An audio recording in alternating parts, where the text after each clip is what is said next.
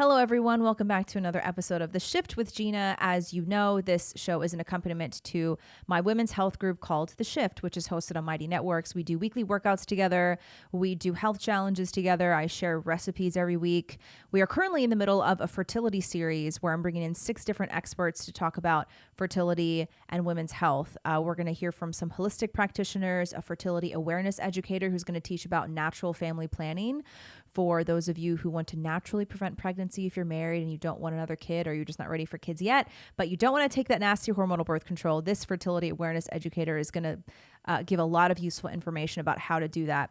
We'll also hear from an OBGYN who is very aware of the ills of the conventional medical system. We're also going to hear from a nutrition expert, just a lot of really good educators to give you the information on fertility and women's health that you probably have never gotten before, but that you definitely need, especially if you are wanting to become a mother soon or you want to have more kids soon. So the link is in the description. Women only. Sorry, guys. If you're a guy and listening and you have a wife or a girlfriend or a sister or a cousin who you think would benefit from this, you can send them the link. This podcast is meant to talk about some of the topics that we address in the group, but just in more long form content. So today we're going to talk about 2 things. First, we're going to get into a viral clip from the podcast called Whatever. The Whatever podcast is a very popular YouTube channel. They've got millions of subs at this point, and they often bring on different types of women to talk about their lifestyle, their modern lifestyle, dating, trying to find sugar daddies, OnlyFans, all that. And then every once in a while, they'll have a more traditional person, whether it's a married mother or a guy who happens to have more conservative values, come in to have an entertaining conversation with these women. So Lila Rose is the founder and president of Live Action, a nonprofit organization that is dedicated to abolishing abortion. She went on the Whatever podcast, and this is a clip of her having an exchange with one of the red pill manosphere guys. And I think this is a really great clip to watch because it tells us a lot about the state of red pill men and kind of what the red pill men get wrong. First of all, I love Lila. I think Lila is one of the most influential and inspiring people in the conservative movement. I think she's incredibly effective. I think she has this amazing balance of being so right and so nice at the same time. So it's really difficult to not like her. So let's watch her in this clip. It's short, but you'll see this exchange and understand a little bit more about what's going on with the red pill guy. So let's take a look. Can I ask you one more question? Fire away, honey. Okay. If you have only one place in your heart for one woman, or you want to have one woman in your heart, I think you said, why don't you just commit to one and choose to be faithful to her? I'm just not wired that way. I spent my whole 20s trying to fix myself. But you're a man of self-control. You work out, you do business. Yeah. You can possess your own power and direct it the way you want to direct it. It's just not how I am. It's not how I am. Do you think that might be a limited mindset? I think it's none of your business, but I don't want you to think I'm triggered by you. I'm not. Okay. I saw somebody say that, and I think that's interesting. I think you're annoying, but I'm not triggered. You know what I'm saying? No, you are. You're annoying in like this goody two-shoes type way, and that's fine. I'm going to live my life on my terms, unapologetically, like truly. So you can ask me this 85 different ways. Mm-hmm. At the end of the day, I'm going to walk out of here the same man. So there's a lot to get into in terms of just their exchange and the way that he reacts to her. But first, let's talk a little bit about the red pill manosphere. If you're watching this, you probably know enough about the red pill movement and what it represents and what the guys in there believe. But just a quick overview. First of all, I want to say that the red pill manosphere identifies a lot of the issues in our society today that need to be addressed. So they very accurately identify a lot of problems that have come about as a result of feminism. And they correctly identify that our society favors women. It's designed to empower women. It's designed to reward women, even for immoral, degenerate behavior. And I think the red pill manosphere is very right to be angry and to be disheartened, I guess is a word, by what's happening in modern American society. They correctly identify things like men being required to pay child support and alimony, even if, the flip side of that is if the mother chooses to abort her child, the father has no say in that. But then all of a sudden, if the woman chooses to have the child, he's suddenly 100% responsible for the child financially. And then a lot of things like divorce that really tends to favor women, child custody really tends to favor women in the court system. There's just a lot of different things that red pill men identify that's correct. Things like hypergamy, women who will essentially do anything in their power to marry up for social gain, social status. They also correctly identify that a lot of women in modern society have a very high body count. If you don't know what body count is, it just means how many men that women have slept with, and how that is really a poor quality to have if you're trying to get married, right? So you have to give it to the red pill movement. They identify a lot of things that need to be fixed. However, their prescription to fixing these things is wrong.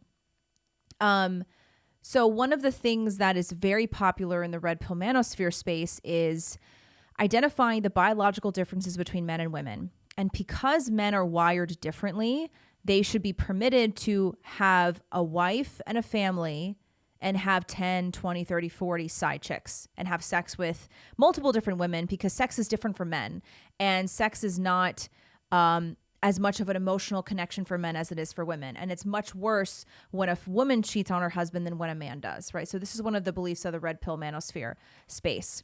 But the flip side of that is they believe it is unforgivable and unconscionable for a woman to cheat, because if a woman cheats on the man, that is a sign of her having zero respect for her husband or for her boyfriend, and there's no tolerance for that. First of all, there's something here that is correct. Biologically, men are wired to have sex with multiple women, much more than women are wired to have sex with multiple men. This is shown merely through the fact that men have hundreds of millions of sperm cells in their bodies that almost basically like never expire. They never like go away. So men can reproduce up until their 70s, 80s. Robert De Niro just had his 7th child at the age of 79, I believe, or in his 70s, 72 or whatever it is, but in his 70s. So that is accurate to say that men have almost limitless sperm to just spread their seed to multiple women if they want to. On the other hand, women have a very finite amount of eggs, and those eggs significantly diminish starting in their early 30s, 30, 31. They start to lose many of these viable eggs. And by the time they're 40, it becomes extremely difficult for them to get pregnant, especially if it's their first pregnancy. And then, you can essentially write off pregnancy by the time you're 42, 45. Very, very different for women biologically. Also, when women have sex, they release much more oxytocin in their brain, which is the hormone that makes them feel very emotionally attached to the man that they have just had sex with. There is oxytocin released in a man's brain as well, but it's not in nearly as high quantities as if it is in a woman's brain.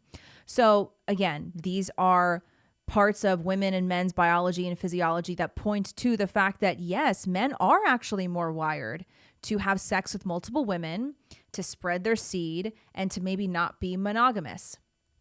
However, the prescription for this is not to just let men sleep around, have a wife and just let them sleep around. Because, and here's the problem, and if you follow me, I speak about things not only from a conservative perspective, but from a Christian perspective. See, this is why when we talk about things like the trad wife, and we need to return to tradition, that's not enough for our society to turn to tradition, because no matter what kind of tradition we decide on, it's not going to be sufficient because it's secular. I don't want to return to secular tradition. I want to return to Christian tradition, which is very different than this kind of tradition and trad that people on the right talk about, that people in the red pill manosphere space talk about. Because if we return to Christian tradition, we understand very clearly that we are called by our Lord and Savior Jesus Christ to deny many of our fleshly desires, to turn off, to say no to a lot of the a lot of the desires that we have that makes us slaves to ourselves, slaves to our flesh. And we are called to follow in Christ's footsteps. And that is a very narrow path that is very different, very difficult, because you have to deny a lot of the things that your body wants to do naturally and biologically. So again, I think that the prescription for identifying this different biology in men is wrong. The answer should not be, oh, okay, well, these men have this different biology, so they should just be allowed to have many wives and many girlfriends and just have kids with all these different people. Like marriage in the Christian context. And by the way, you know, women talk about wanting to be respected and wanting to be treated as human beings, not as objects. Well, you can thank the Christian model of marriage for that. Because the Christian model of marriage, which came about a long time ago, was really the first model of marriage that honored the wife, not as property and not as an object, but as a human being that is fully loved and cherished by the husband. Because we are called by Christ, men are called by Christ to lay down their life for their wife the way that Christ laid down his life for the church. Because that is the parallel relationship. Christ and his bride, which is the church, is a parallel relationship for the husband and the wife, his bride, right? So there is a very sacrificial relationship that happens between men and women. The man's sacrifice is to deny his fleshly nature and deny his, yeah, sure, he does have some biological tendencies that are natural that make him want to have sex with multiple women.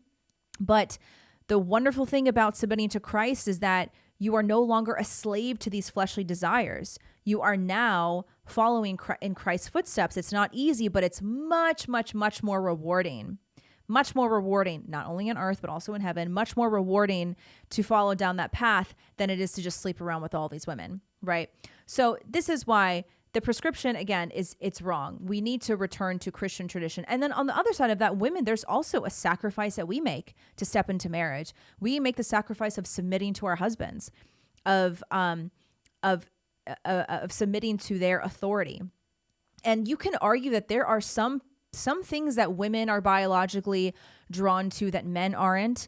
And we are also called to deny these fleshly desires and this kind of base nature that we have. We are called to deny this, and we are called to look to God and desperately ask for his help every single day and ask for forgiveness every day for our sinful nature in the past, and look to God and look to Jesus Christ for a way to overcome these fleshly desires and these biological natures. So this is where the red pill manosphere movement gets things wrong. I mean, again, you know, I talk about things from a Christian perspective. And so that's why I don't think it's very productive to talk about, like want to shame women. Shame is the wrong word because shame is a useful tool, but like be cruel to women for their body count, be cruel to women because they have had a sordid past. One story that I love from the Bible, and this was talked about in church on Sunday, because in the liturgical calendar this past Sunday, they talk about the Samaritan woman at the well that Jesus meets.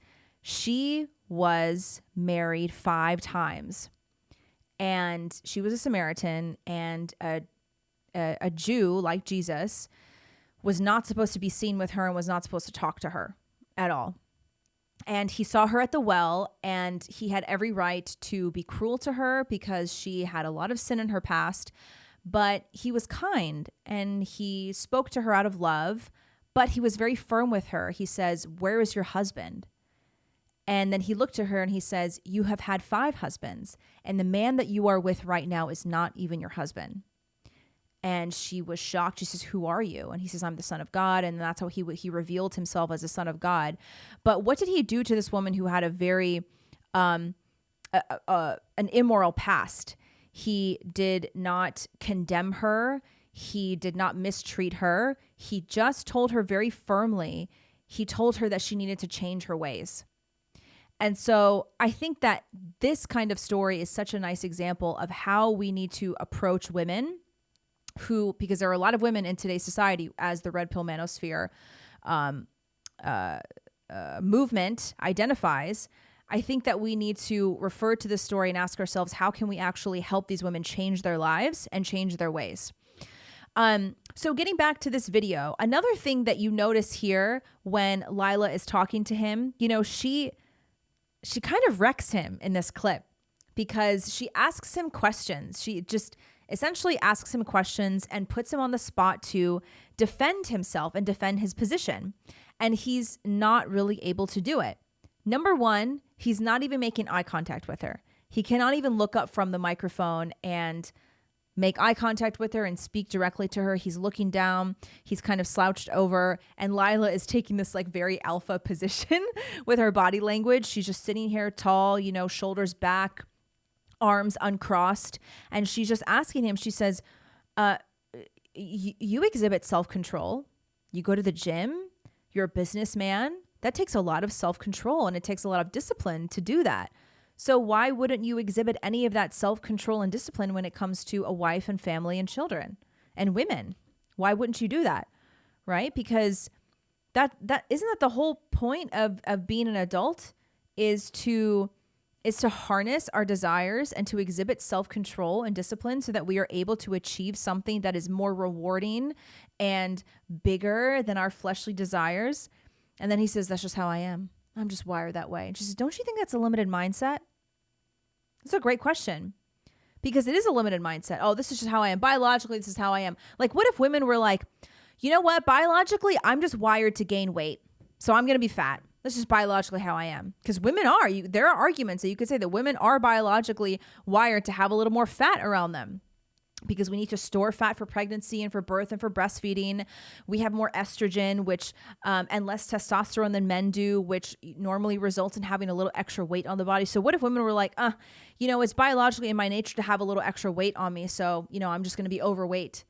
No, we should exhibit self-control and discipline the same way that men should be required to exhibit self-control and discipline, especially in the context of a family.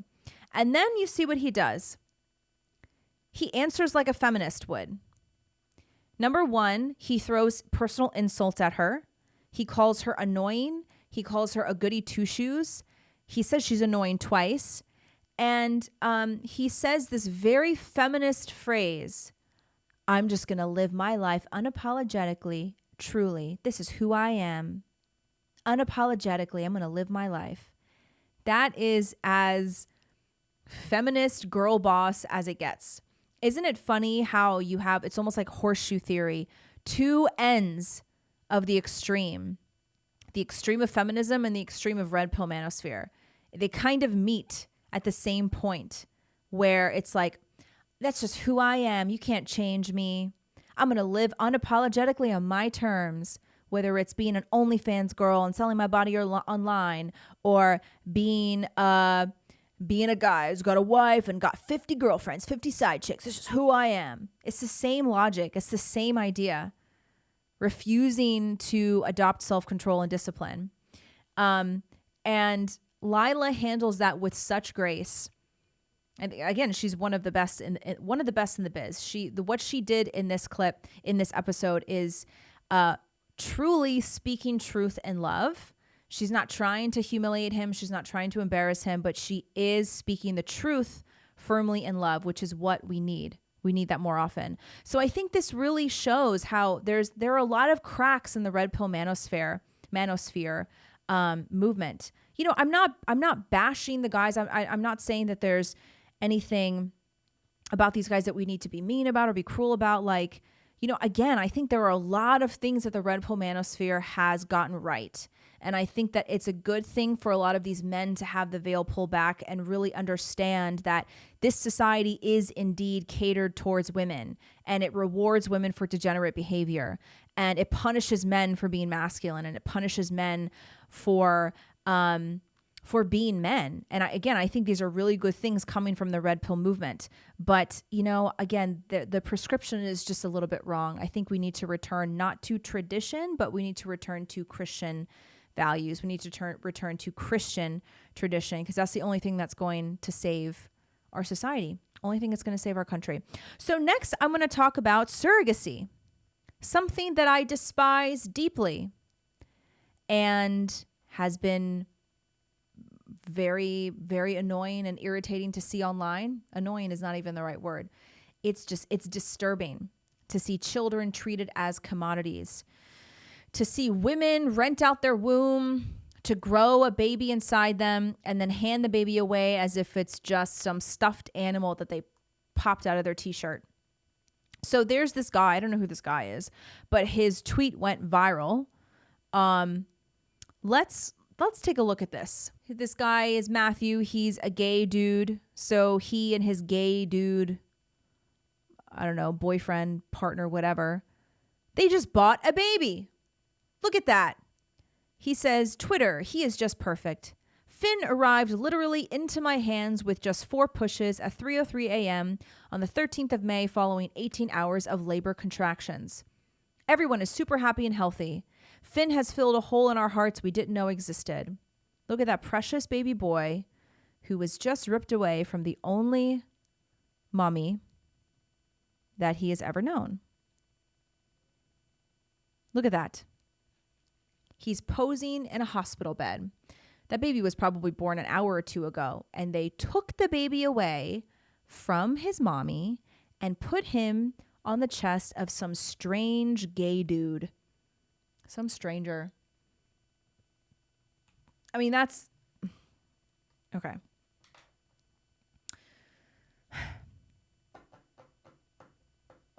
This makes me sick to my stomach.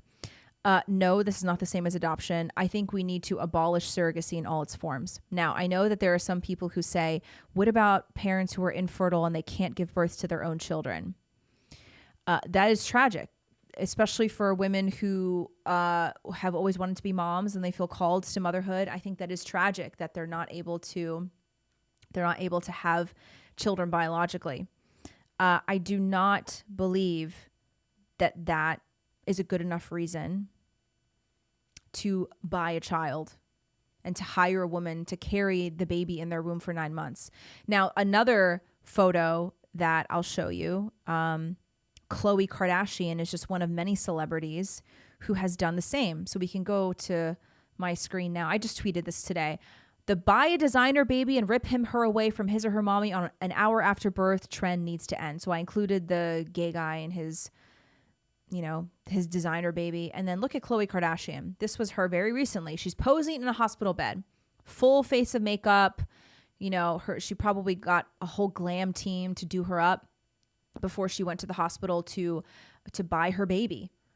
Now, Khloe gave birth to her daughter a few years ago. I think maybe her daughter's 4 or 5. And then she hired a woman to carry her second child. What's her name? Kim Kardashian did the same. A lot of these celebrities are doing this thing where they pay a woman an exorbitant amount of money to carry their child. And most of the time, for celebrities, all of the time, it's an embryo that is implanted in a random woman. The embryo that is Khloe Kardashian's genetics and her boyfriend Tristan Thompson's genetics. So they pay these doctors to put their sperm and egg into a little petri dish, make an embryo, and then they inject that embryo into a surrogate who has been vetted and her health has been, taken care of by the Kardashians. And then the baby grows inside the surrogate for 9 months, and the surrogate pops out the baby and hands him over to the Kardashians like a little pet, little designer pet. And I always, when I say stuff like this, people are like, yeah, well, it's not the surrogate's baby. It's not the surrogate's baby. The surrogate knows that it's not even genetically their own child. The baby doesn't know that, you guys. That baby growing inside a mother's womb for 9 months, that is an incredibly intimate experience that is sacred. And that baby that Khloe Kardashian just bought from some random woman, he thought that his mommy was the woman whose belly he was in for 9 months. He doesn't know that genetically he belongs to Khloe Kardashian and Tristan Thompson. All he knows is the sound of his mommy's voice, is the rhythm of his mommy's walk, is the sound of his mommy's laugh. All he knows is what it feels like to be in the warm, safe womb of his mommy who carried him around for 9 months. You see, surrogacy is what happens when we cheapen and diminish the sacredness of pregnancy and unborn life. We think that our natural bodily functions are just random and they don't have meaning. And we think that the babies, and we've been convinced the propaganda of our society that comes from the propaganda of feminism and abortion, we've convinced women that a child in the womb doesn't know what's going on, that it's just a clump of cells. So if a child is just a clump of cells, of course you can pop it out of the woman's body and then just pass it on to some other couple. Because it was just a clump of cells, the baby's life begins when they're out of the womb. Because we've been taught that, many people believe that surrogacy is okay. You can only accept surrogacy as fine and maybe even moral and perfectly acceptable if you accept the idea that a baby's life begins after they come out of the womb. Because that child had an intimate relationship with his mommy for 9 months. When a baby is born, that child knows exactly who his mommy is. That child cannot even open his eyes yet, and he knows to latch on to his mommy's breast. He knows his mommy's smell. And he nuzzles in very closely and very quickly to his mommy. That's the natural order of things. My daughter, when she was born, I'm sure all of the moms out there, however many moms are watching this, listening to this, you know what it feels like. As soon as your child is born and you hold your child, that baby knows who you are. Baby smells you, feels you, goes straight to your breast. Like, it's absolutely ludicrous that we have convinced ourselves that a child has no idea what's going on in the womb. This trend would not be where it is today if it weren't for the propaganda of feminism and abortion, particularly abortion. So I don't care if it's a straight couple, a rich couple, a gay couple, a queer couple. I don't care, a blue couple. I don't care who it is. Surrogacy is immoral. It's wrong. And I understand this is a very, very difficult topic for moms who are struggling with infertility. And I'm sure it is heartbreaking to want a baby so badly and you're just not able to give birth biologically to one. This is not to diminish the experiences of women who struggle with infertility. This is not to shame them or to criticize them for being infertile. What this is a way to protect babies. Children deserve their mommy and daddy. Children deserve their biological mommy and daddy. We're going to get to adoption in a second. Children deserve their biological mommy and daddy. They do not deserve to be ripped away. They cannot consent to this. And this is another thing I want to talk about, consent. This is, whenever I talk about this, like for example, these pictures I shared on Twitter, someone said, why is this so bad? It's entirely consensual. First of all, no, it's not. It's not entirely consensual. That baby did not consent to be an object and be given away to someone else who's not his mommy. Second of all, morality should never be based on consent. Consent-based morality it's quite wretched. And I believe that it is one of the downfalls of our society. Oh, you think it's just two adults consent. So do you think bestiality is okay? The adult consented to it. The dog consented to it. You think that's okay? Okay. So you think that, like a brother and a sister, they should be able to have sex because they're adults and they consented to it. You think incest is fine as long as it's consensual? Like, do you see the problem with consent-based morality? And for some reason, people have held up consent-based morality as the end-all be-all for what's right and what's wrong. This is how we've ended up with such a robust pornography industry. It's consensual. The man and the wife, they consent to someone filming them having sex, even though most of the time in the pornography industry, it's not consensual. But even in times where it is consensual, people are like, it's totally fine. It's consensual. It's if a dude consents to staying in his room for 10 hours a day and jerking off and smoking weed and watching porn, yeah, it's moral. That's fine. No, consent should not be the basis for morality. Objective morality is objective no matter who consents to it. No matter how the person feels about it. There is right and there is wrong. So I do not accept this argument of, oh, well, it's consensual. That surrogate agreed to do it. That surrogate agreed to be paid $40,000 by the Kardashian family, so it's totally fine. No. And also the baby didn't consent to it. So no. Now, adoption. People are saying, well, what about adoption if a child has a right to their biological mother and father? Adoption is a very different situation than surrogacy because number one, adoption is almost always a product of some kind of trauma or tragedy. It is a trauma or a tragedy if a child's parents are drug addicts or they pass away suddenly or they come from a very neglectful home. Like that is from trauma and tragedy. And that's very different than a manufactured situation in which a child is traded around as a commodity.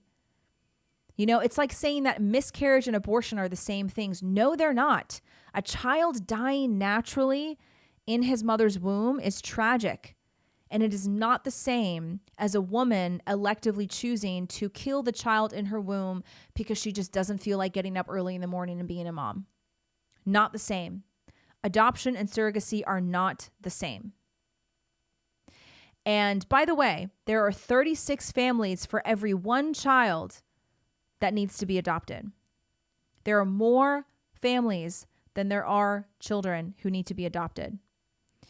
And I think that people like Khloe Kardashian, she's so concerned with how her body changes and how she feels during pregnancy. She would rather use her money to treat women like objects, to use a woman for her uterus and buy a baby.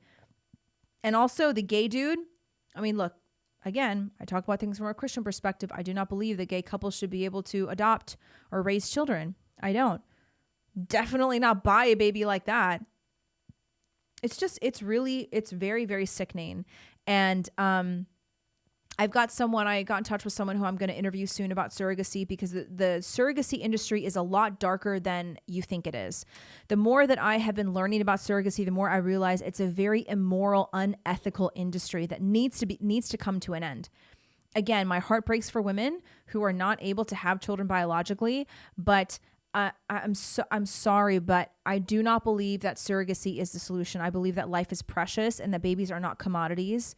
And, someone also responded and they were like, people have been doing this for eons. And now you're mad? No, people have not been doing this for eons. People have not been creating embryos in a petri dish for eons and squirting the embryo up some random woman's uterus for eons. No, that has not been happening for eons. If you're talking about, back in the old days when a woman would get pregnant and maybe give away her baby, like that's called adoption. Obviously not ideal. I believe that, again, every child deserves a mother and a biological mother and father, but this is so dystopian and it should disturb you. As since I've become a mother, this kind of content is extremely disturbing to me because I care for the child. And also, not even that you need studies for this, but there have been so many studies showing that babies who are ripped away from their biological parents, especially that young, have severe issues, are much more likely to have severe emotional issues for the rest of their life and neurological issues for the rest of their life, because we have no idea the work and the care that God put into parenthood and motherhood and pregnancy and birth. Everything is for a reason. You think it's just random that women carry a baby in their belly for 9 weeks? No, there's a purpose for that. God has a very specific purpose for mommies to have that baby in their belly for 9 months. And there is a very specific purpose to skin-on-skin content, to nursing, to breastfeeding. And a child who does not have access to that bonding, being on the breast, being in the mommy's arms, like they are missing out on many neurological connections and a lot of neurological development that we can't see and understand as humans that God created. Those babies are missing out on a lot of those very important connections in their brain, and they are absolutely going to suffer from that later. You can't convince me otherwise, because if you know God and if you know Jesus Christ and if you understand not that we can't understand it, but you recognize that God created this world so intricately and beautifully, and there's a reason for everything, then you know that bringing a life into the world is the most precious thing in the world, and it's done naturally. The natural order is there for a reason, and this kind of heinous disruption of it is very, very upsetting. As you can tell, I'm very passionate about this, but I think we're going to have the guest on surrogacy come talk about this. Okay, again, if you're struggling with infertility, remember, we are doing a fertility series in my women's group called The Shift. It's hosted on Mighty Networks. Click the link in my description. If you're a guy listening and you know a woman who is struggling with infertility, and you want to give her some options or some information and education on how to improve her fertility so she doesn't have to use modern medicine or go down the route of surrogacy or anything like that, I highly recommend that you encourage women to join this group, because the fertility series is going on for the next 6 weeks. If you're not able to make the live streams, which are on Thursday night, all of the content will be posted in the group so that you can go back and watch it at your own pace. But I encourage all of you ladies, if you're listening, to take care of yourself, because fertility health starts long before you're pregnant, long before you're married. Please don't waste your young years on being unhealthy and filling your body with toxin-filled food and preservatives and alcohol and drugs. You know, fertility starts very early. So as soon as you can, take very good care of yourself so that your body is ready for pregnancy and birth. Join the shift, link in the description. Thanks for joining, guys. Bye-bye.